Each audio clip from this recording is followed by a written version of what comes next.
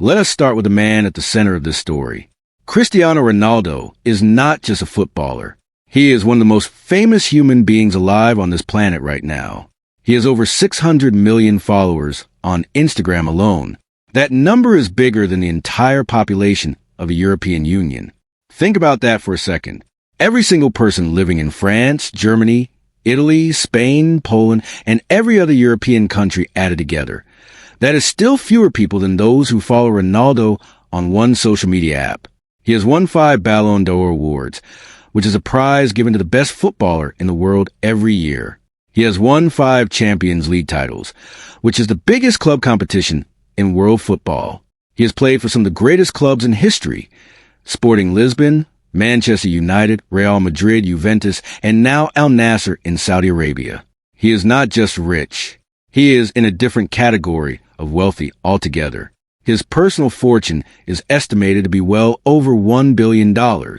He owns multiple mansions across the world. He flies on private jets. He wears custom clothes.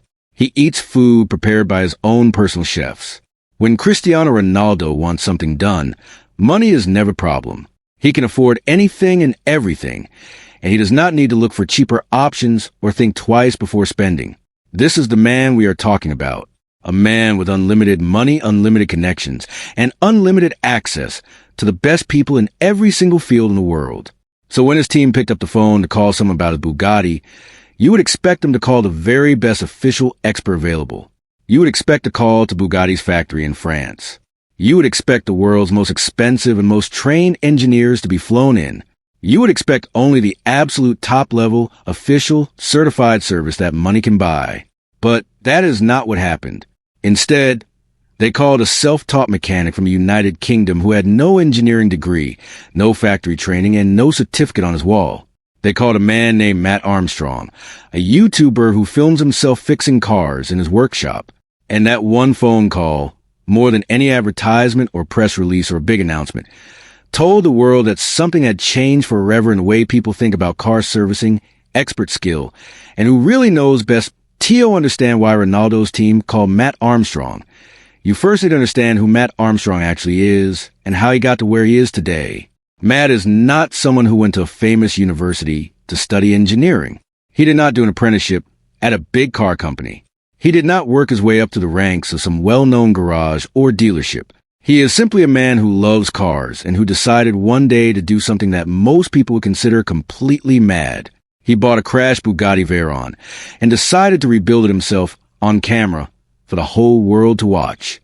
Now, before we go further, let's talk about what a Bugatti Veyron actually is, because this is not just any car.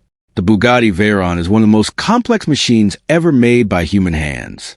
It has a 16-cylinder engine. That means it has 4 times the number of cylinders that a normal car has. It has 4 turbochargers that force extra air into the engine to create massive power. It has 10 separate radiators to keep everything cool. Its top speed is over 400 kilometers per hour. Bugatti's own engineers have called the Veyron the most ambitious car ever built.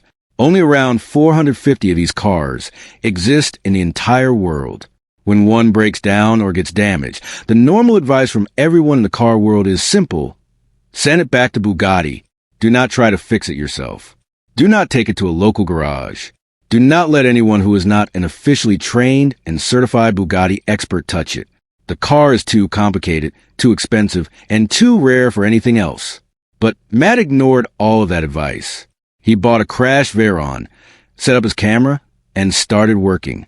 Every single step of the rebuild was filmed. Every bolt he undid, every wire he traced, every problem he hit, every solution he found. All of it was on video for anyone in the world to watch. The rebuild took months. It was hard work.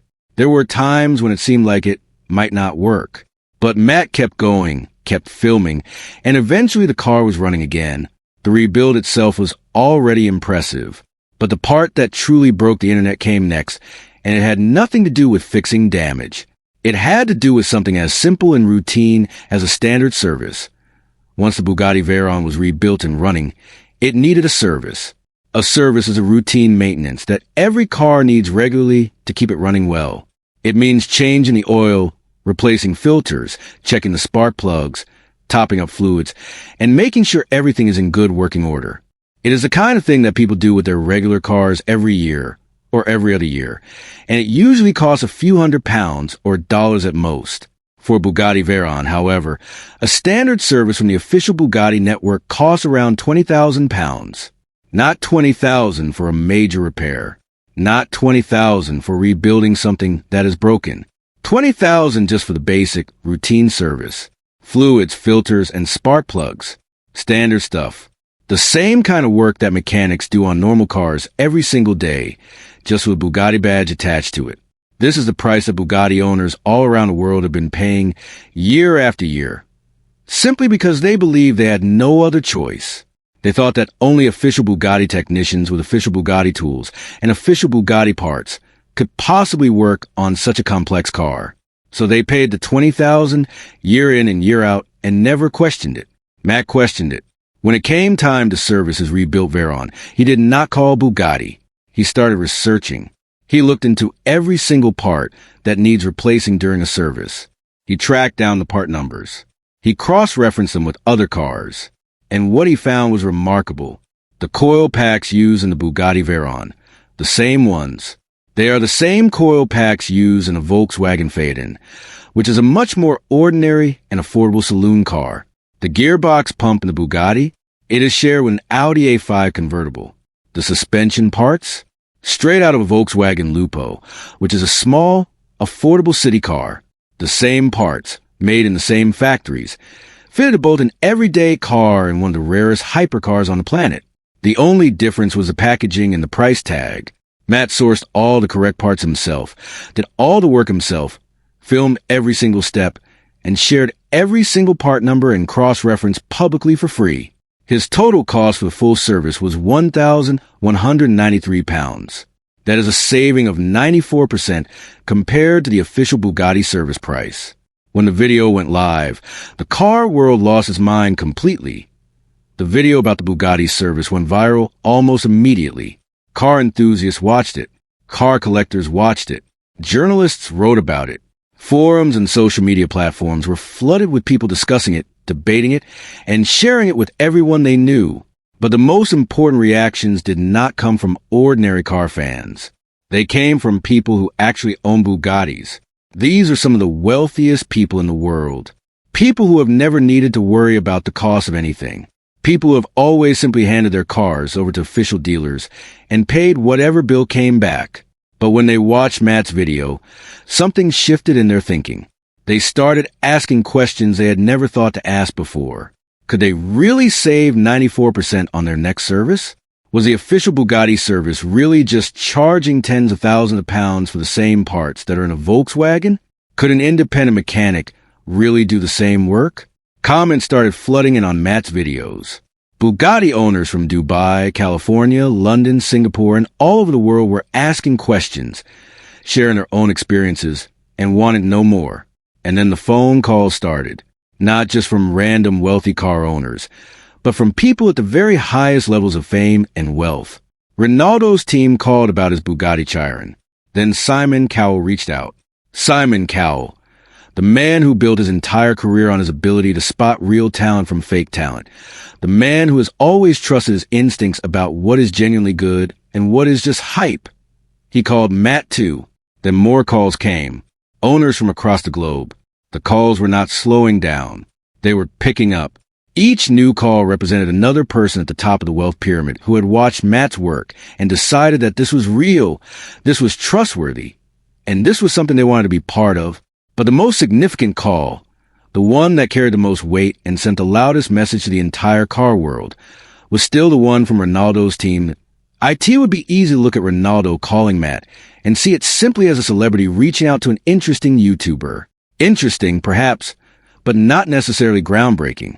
Famous people discover new things all the time, but Ronaldo calling Matt Armstrong is not just interesting, it is deeply meaningful, and the reason comes down to who Ronaldo is and what he represents.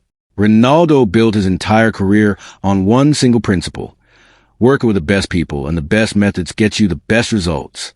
He has always surrounded himself with the best coaches, the best nutritionists, the best physiotherapists, the best trainers. He has switched clubs multiple times throughout his career, not for money alone, but because he wanted to be in environments where he could improve and where the standards were the highest.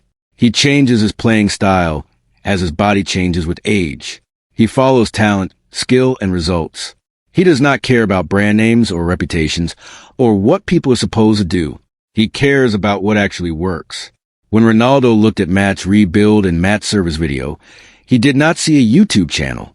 He did not see a self-taught amateur with no qualifications. He saw skill. He saw someone who had genuinely mastered something difficult, documented the process in complete detail, and proved that the results were real. Ronaldo respects that kind of thing above almost anything else. And so his team made the call. Now think about what happens when Ronaldo's name is attached to something. His Instagram following is bigger than the entire EU population. What he trusts, hundreds of millions of people start to trust. What he chooses, people copy. What he does, the world watches. If Cristiano Ronaldo trusts a self-taught mechanic with his Bugatti, the psychological barrier that has kept Bugatti owners paying £20,000 for a service starts to crumble. The question changes. It stops being, is it safe to use anyone other than Bugatti? And starts being, where can I find someone as good as Matt? That is how markets shift. Not from advertising campaigns. Not from press releases. From one phone call that millions of people hear about and understand the meaning of it. To understand the full scale of what is happening here, it helps to look at the actual numbers behind the Bugatti service market. Around 450 Bugatti Veyrons exist in the world. But the Veyron is just one model. Add the Bugatti Chiron, which is the newer and even more expensive hypercar. Add the Senadiosai, of which only 10 were ever made, with each one worth over £8 million. Add the Divo. Add the Mistral. The total fleet of Bugattis around the world grows every year as new limited edition models are released. Each one of these cars needs regular servicing every 12 to 24 months. At an average official service cost of around £15,000 per car per year, the global Bugatti service market is worth an enormous amount of money every single year. And it keeps generating that money year after year, decade after decade, as long as the cars are driven and maintained. Think about a single owner who keeps a Bugatti for 20 years. Over that time, they will spend around £300,000 just on routine maintenance, not on repairs, not on fixing accidents. Not on upgrades, just on keeping the car running normally. £300,000 for oil changes, filter replacements, and spark plugs. The entire Bugatti service business model is built on one single belief that owners have always had, that they have no choice but to use official Bugatti services. Take that belief away, and the entire market looks completely different. Matt Armstrong took that belief away with a single video and a final bill of £1,193. He did not just save himself money. He cracked open a market that had been locked tight for decades. And the people inside that locked market, the wealthy, the famous, the powerful, watched what he did and started asking each other the same simple question. If Matt can do it for £1,200, why are we still paying $20,000? Here is a part of the story that most people miss, and it might actually be the most important part of all. When Ronaldo's team called, when Simon Cowell reached out, when Bugatti owners from Dubai and California and Singapore started flooding Matt's comments and phone lines, Matt Armstrong was sitting on a gold mine. He could have said yes to all of it. He could have opened a workshop and declared himself the world's premier independent Bugatti specialist. He could have announced a waiting list. He could have charged premium prices. Not as much as Bugatti, but still more than anyone else because of his unique knowledge and his famous clients. The wealthiest and most famous Bugatti owners on the planet would have shipped their cars to him. His name would have been in every car magazine. He would have become a celebrity mechanic, the trusted insider for the super rich. He would have made an enormous amount of money, and no one would have blamed him for a single second. But Matt said no, not all of it, but to the version of it that would have made him rich at the expense of his real mission. Because Matt's mission was never to become the world's most famous Bugatti mechanic. His mission, from the very beginning, was to show every independent mechanic in the world how this work can be done. He understood something important. If he services cars himself, he can do maybe 20 or 30 cars a year. That is a good business. But the knowledge stays trapped with him. It lives in his hands, his head, and does not spread anywhere. But by filming everything, every part number, every torque setting, every tool, every cross-reference, he created something far more powerful than a business. He created a blueprint, a complete, detailed, freely available guide that any mechanic anywhere in the world can watch, learn from, and use. A mechanic in Birmingham watches the videos. 2 weeks later, a Bugatti owner in Manchester walks into that mechanic's garage. The mechanic knows the parts, knows the tools, knows every step of the process. He learned it all for free, multiplied it by hundreds of mechanics across the UK, Europe, the United States, the Middle East, and Asia. That is not a business. That is a network. A free, open, unstoppable network of knowledge spreading in every direction at once. When you think about Ronaldo's call in this light, it becomes something more than just a famous man ringing a mechanic. It was a test.